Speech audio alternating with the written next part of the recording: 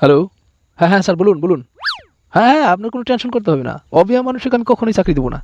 Sorry sir, অবিয়া মানুষকে চাকরি দিলি আর 2 ঘন্টা বাদে বাদে ফোনে কথা কবো গার্লফ্রেন্ডের হাতে, তারপর অফিসে আসার সময় লেট করবো, গার্লফ্রেন্ডের হাতে কথা কয়া তারপরে আসবো অফিসে। আর বিয়া করা মানুষ 2 ঘন্টা বাদে বাদে ফোনে কথা কবো না, আর যদি বইয়ের ফোন আসেও দিব কাইডা। গতিকে চাকরি বিয়া করা মানুষই পাবো। হ্যাঁ স্যার, ইন্টারভিউ শুরু করছি। প্রথম ক্যান্ডিডেট কে আসো? আমি স্যার, আমি আইছি।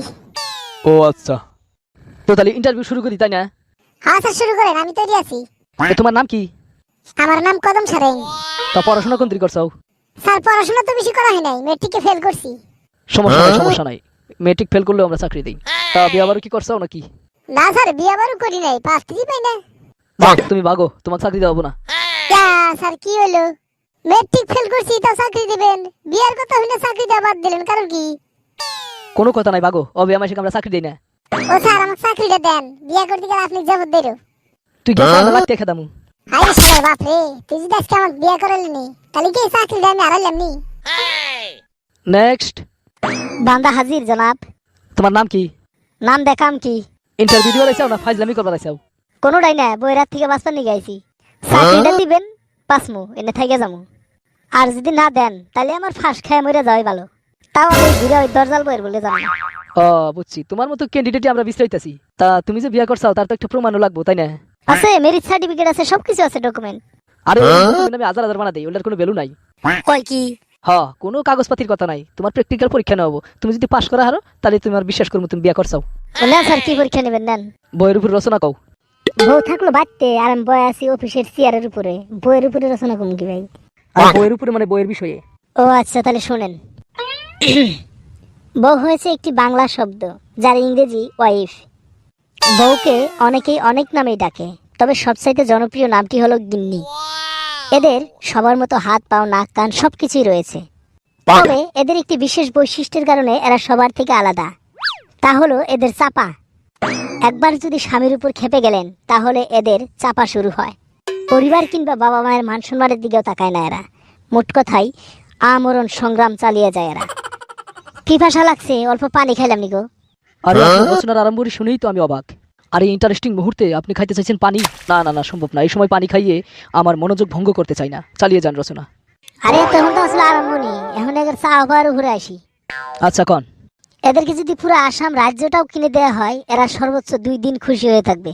তারপর আবার বলবে, এই সামান্য আসাম কিনে দিয়েছো আমাকে, এত ছোট জায়গা দিয়ে আমার হবে না, আমি সারা ভারতবর্ষ চাই।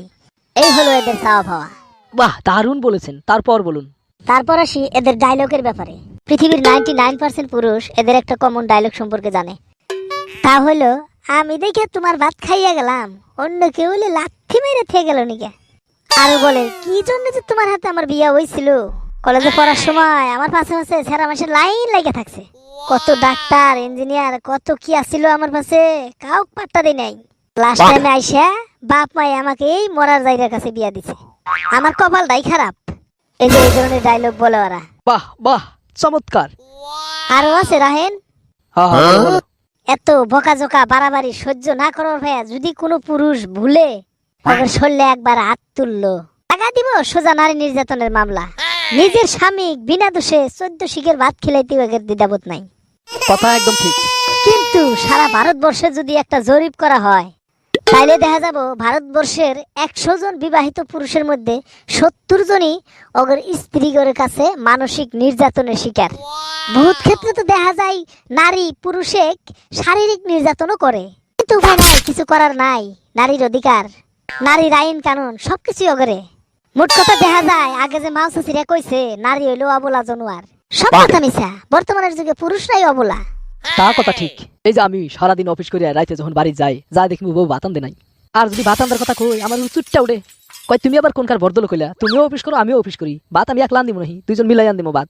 উপায় নাই, নিজের ভাত নিজেই আনদি, নিজের কাপড় নিজেই খসি। পুরুষের মতো হতবাগা কেউ নাই।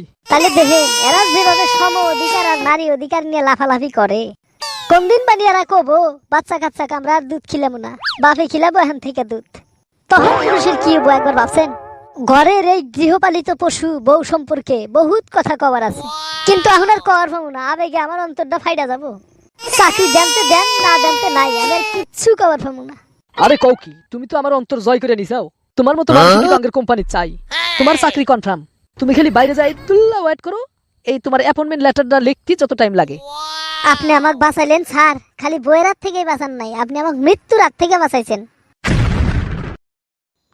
ভিডিওটি সম্পূর্ণ বিনোদনের জন্য তৈরি করা হয়েছে।